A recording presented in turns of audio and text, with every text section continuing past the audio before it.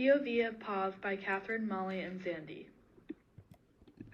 Our thesis is the best measurement of poverty is a combination of the MPI and the SPM because together they both cover the physical resources each home should have and the income necessary to buy said resources. Our definition of poverty is when one lacks the proper resources to sustain their basic needs and well-being. Someone experiencing poverty may lack a sufficient amount of money, not enough money to buy food, clothing, shelter, have access to education, healthcare, utilities, and so much more. However, poverty shouldn't just focus on the absence of financial resources to pay for those basic needs. Rather, it should signify a lack of resources essential for a dignified human life. Deciding upon the best measurement of poverty is no easy task. Organizations around the world have coined different ways and strategies to measure the scale and effect of poverty.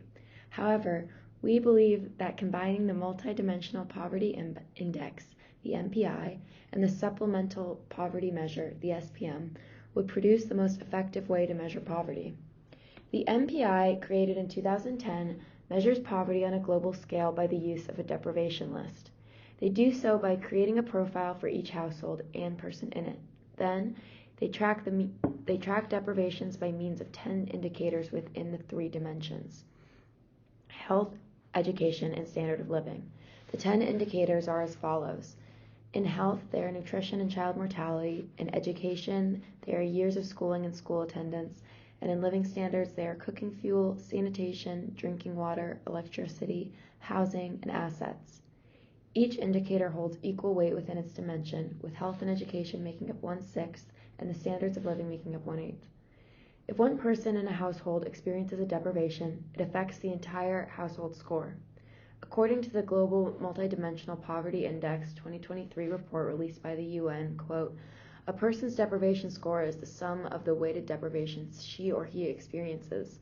The minimum value for deprivation scores is 33.3% because a person is identified as poor if she or he experiences 33.3% or more of all weighted deprivations," end quote.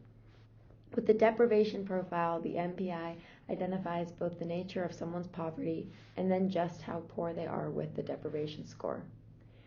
The MPI provides an explicit and clear picture of a community's experience with poverty. By looking at factors such as education, health, and living standards rather than just income, the MPI does not discriminate against those who might technically have enough to meet the poverty line but do not have enough to live a sustainable life.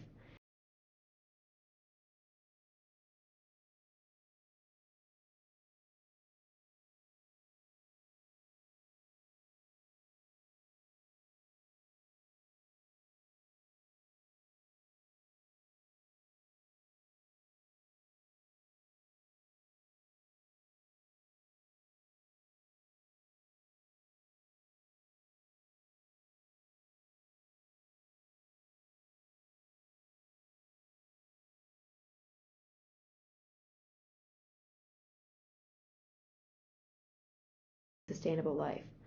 The MPI also allows us to clearly see what areas of deprivation are most widespread and where.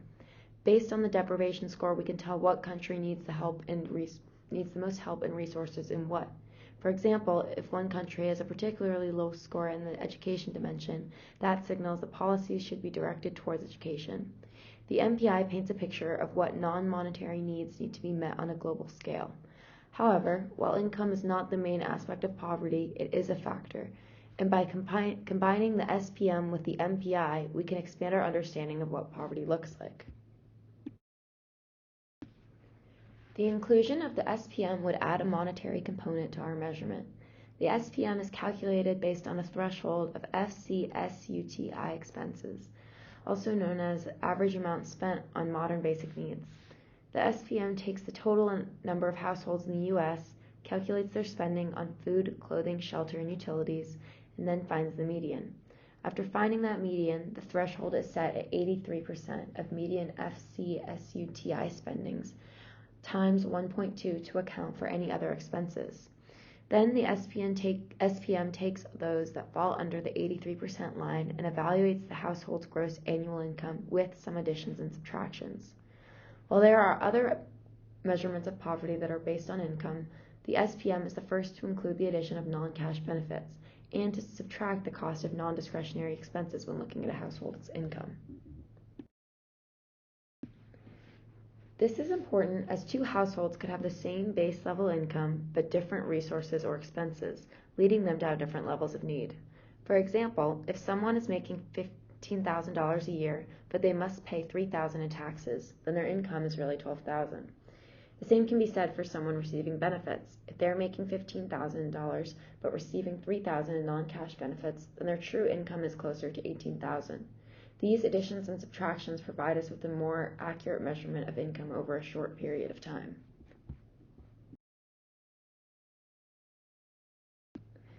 The report Poverty in the United States, published by the U.S. Census Bureau, states that according to the SPM, the child poverty rate fell from 9.7% to 5.2% between 2020 and 2021, whereas the child poverty rate according to the OPM, which does not include non-cash benefits or non-discretionary expenses, fell from 16% to 15.3% between 2020 and 2021.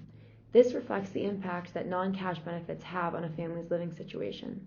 As opposed to the OPM, the SPM takes into account help provided from non-cash benefits, such as the child tax credit, thus producing a lower, more accurate poverty rate than the OPM. The combination of the MPI and the SPM will result in a measure of poverty that looks at all angles of the issue. With the MPI, we can evaluate a household's standard of living, and with the SPM, a household's accurate income. Together, the two will provide us with the tools to approach policymaking, direct assistance, and simply bringing awareness to those experiencing poverty with the most dignity possible. A capability is someone's ability to do something, and then a functioning is the completion of that capability. So, the capabilities approach is a valuable theory that highlights the freedom and dignity of those in poverty because they have the choice to complete the capability. The fact that the freedom is prioritized in the capabilities approach makes the theory unique from other measurements that do not consider that aspect of the well-being of those in poverty.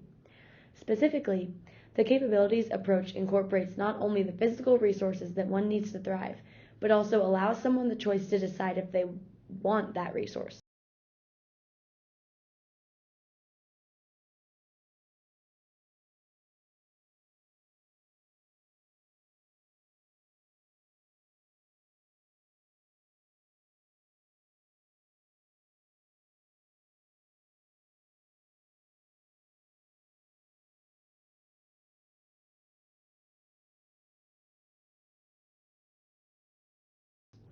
For example, everybody should have the ability and means to eat 3 nutritious meals a day. However, if somebody wanted to choose to not eat those 3 meals, then they do not have to. This is an advantage of the capabilities approach.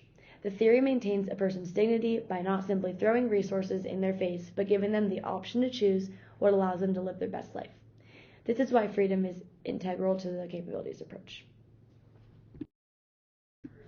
The capabilities approach is vastly different from the other measurements of poverty due to the consideration of capabilities instead of solely using a monetary system.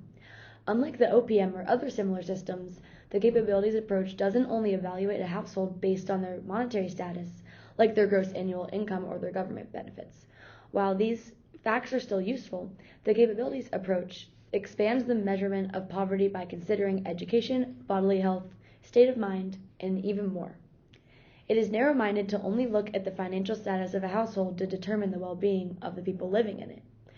While one measurement system will say a household is not in poverty due to their gross annual income, the capabilities approach looks deeper and will consider if everyone in that household can afford education, for example. The capabilities approach at times can seem vague. There are a vast number of abilities one needs to live each day. But how can you ensure that each person receives all of the abilities they need to live a dignified life? But the approach also provides conversion factors.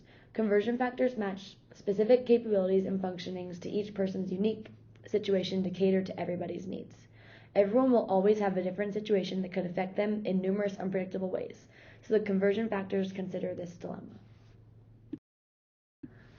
However, the capabilities approach does have its disadvantages. Nussbaum, one of the founders of the capabilities approach, created a list of 10 crucial capabilities in every every person needs to have. However, the measurement of the intangible characteristics in Nussbaum's list can be inaccurate at times. For example, one could say that to measure sense, imagination, or thought, you could look at the percentage of children in school or pre-K in a certain area. Even though this is a helpful statistic, how do you technically know that all the children in pre-K developed a good sense of imagination? How could someone even measure the amount of imagination in a child's mind? This proves to be a challenge of the capabilities approach, but overall, the theory's advantages outweigh the disadvantages. In the end, the capabilities approach values every person's dignity through the consideration of abilities rather than just functionings, and this is advantageous to ensuring that each person meets their basic needs and can live life having enough of what they need. Lastly, the MPI uses the capabilities approach as a basis, which is our poverty measurement of choice. Robert Rector has a very different take on poverty and what it means to him. He believes that the government measures such as OPM can be misleading as well as inaccurate. When someone says poverty, a typical person would think they would be living on the streets or don't have enough money for food. Which, yes, some people are living in those conditions, but in 2009, only 1 in 70 of each person living below the poverty line is actually homeless. So when people say living below the poverty line means you're homeless, Rector says you're wrong. The typical poor household, as defined by the government, has a car, air conditioning, 2 color televisions, cable, or satellite TV, a DVD player, and a VCR. When Rector describes someone experiencing poverty like this, I believe it is undermining the struggle of these households that they are facing day to day.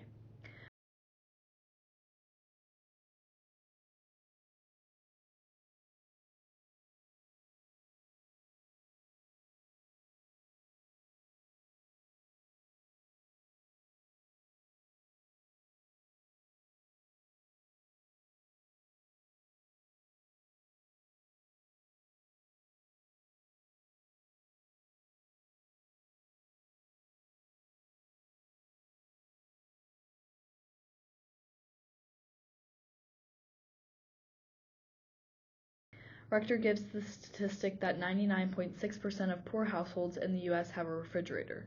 But this statistic could be narrow-minded. How did one get this refrigerator? Is the refrigerator full? Does it work? What did the household have to sacrifice to pay for this amenity? Overall, Rector does not agree with our definition nor the measurement of poverty. Even though households may have these amenities, I think he's correct in the fact that a lot of people misinterpret what people in poverty have, although he's undermining the people's quality of life based on what he thinks the standard of living should be. All in all, we believe that poverty should be examined from all sides of a person's life. It is not a linear experience, nor can it be explained in a single phrase. The combination of different measurements, applications of the capabilities approach, and human perspectives will provide the most universal understanding of poverty.